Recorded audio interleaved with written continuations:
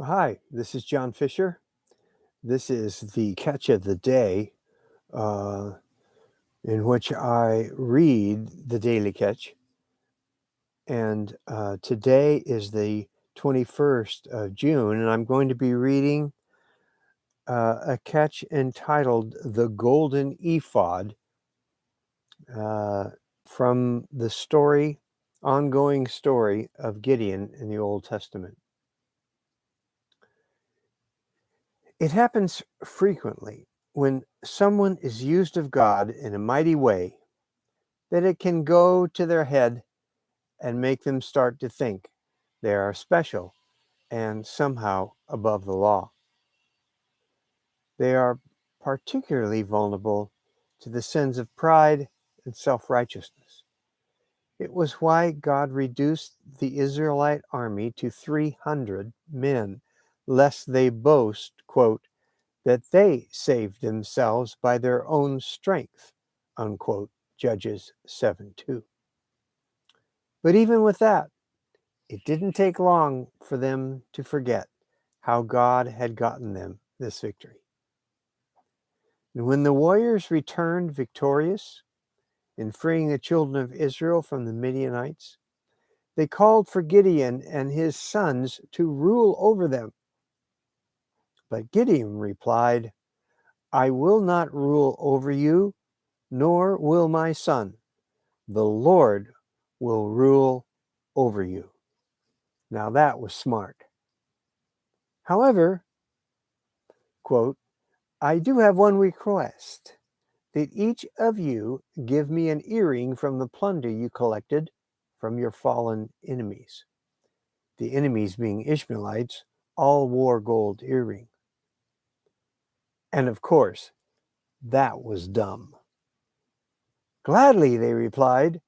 They spread out a cloak, and each one threw a gold earring in that he had gathered from the plunder. The weight of the gold earrings was 43 pounds, not including the royal ornaments, the pendants, the purple clothing worn by the kings of Midian, or the chains around the necks of their camels, unquote. And this part was really dumb.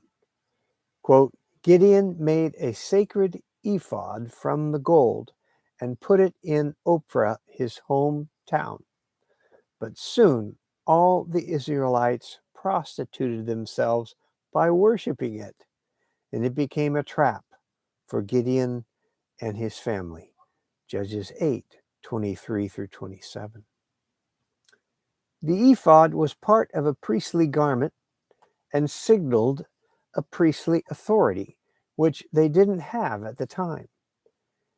Gideon might have thought he was helping God out here, but he took things into his own hands, and it turned out very bad for the nation.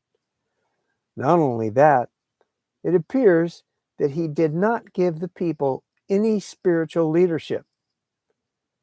God gave them 40 years of peace after the victory, but as soon as Gideon was dead, they went back to worshiping Baal. When God empowers you, don't let it go to your head. Stay humble. Work hard. Be grateful for what you have. Continue to give God the praise for everything and lead others in that praise. Gideon did well in the beginning, but unfortunately, he didn't finish well.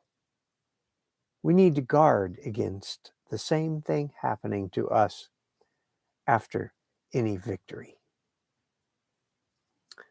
This is John Fisher for the catch of the day and Grace Turned Outward.